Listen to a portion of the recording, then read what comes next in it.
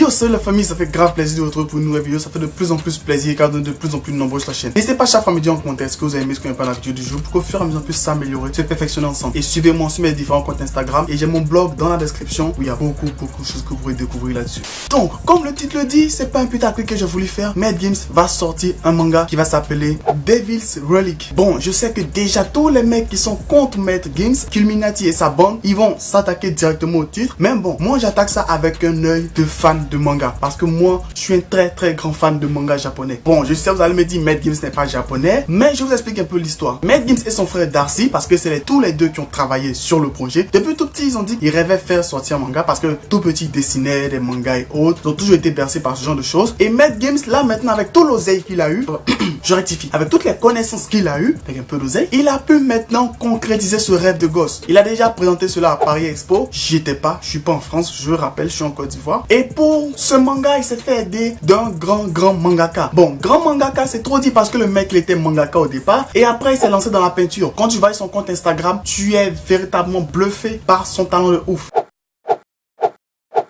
Yoshitasu Tamura est plus qu'un mangaka. Au fait, c'est un artiste. Le mec, tu vas sur son compte Instagram, tu es bluffé par ses qualités de dessinateur. Pas pour un manga tel que Saitama, DBZ et autres, mais seulement parce qu'il fait de l'art. Et Mad Games a voulu mettre ce côté artistique dans son manga pour pouvoir faire un truc véritablement exceptionnel. Et en plus de cela, il y a son frangin Darcy que vous connaissez tous. Pas besoin de présenter. Même si vous voulez Darcy, c'est son frangin. Il le suit. Son frangin qui le suit, il est très près. Toute la famille chante. Darcy lui fait des mangas. Il y a un quatrième Morvan, mais j'ai eu la flemme de faire des recherches sur lui. Donc, pour le manga, comme le nom l'indique, Devil's Relic parle de personnes qui sont dans une époque où ils doivent chercher des reliques du diable. Le synopsis qu'il a mis sur Instagram est tellement long que je vais vous le mettre simplement en description ou tout simplement sur mon blog bien détaillé, vous pourrez tout lire en détail. Le manga est prévu sortir pour le 31 octobre. Le mec sort un manga pendant que son album est disque de diamant en moins d'un an. Le mec, il a réussi sa vie. Et la société d'édition qu'il a choisie est la société Glénat. Bon, pour ceux qui ne lisent pas des mangas, qui ont zéro culture en manga japonais, ils savent pas Glénat c'est quoi. Mais Glénat c'est la structure par laquelle vous en France vous avez pu lire Dragon Ball Z. Rien que ça. Ils n'ont fait rien que ça. Grâce à eux vous avez pu lire Dragon Ball Z.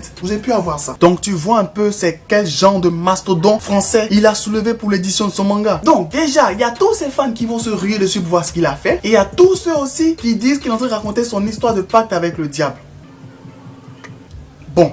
C'est pas pour dire qu'il n'a pas fait de pacte ou dire qu'il a fait un pacte. Ça, on sait pas. C'est entre lui et Dieu. Ça ne me regarde pas personnellement. Je laisse Killuminati faire une vidéo là-dessus. Mais pourquoi lorsqu'on regarde des films tels que Death Note, on dit pas que le réalisateur, il explique son pacte avec le diable qui nous montre ici. Ou qu'on voit Sangoku en train de niquer celui qu'ils appellent Dieu en combat singulier. Là, on parle pas de ça. Ou que DBZ encore, il s'amuse à dessiner un personnage qu'ils appellent Satan qui défonce la race de tout le monde. Ça passe crème. Bon, moi j'aime pas trop les acharnements sur les artistes. S'il y a des trucs un peu mystiques et autres, rien, RAF quoi. Sur ce, juste pour parler du manga, parce que beaucoup de personnes sont surprises, ne savent même pas qu'il va faire sortir un manga. Donc, pour connaître l'histoire complète du manga, le lien est dans la description. Je vous mettrai le lien de mon blog où j'aurai tout ce qu'il y a comme synopsis concernant l'histoire pour pouvoir comprendre un peu l'histoire de son manga. Sur ce, restez abonnés, restez connectés. On se tient pour une toute prochaine vidéo. Bye. Cordialement. Jeff. Je suis ça tout en noir, avec un cigare Cohiba, je me gare en bas de chez toi, et ouais comme si c'était... Allez, abonne-toi.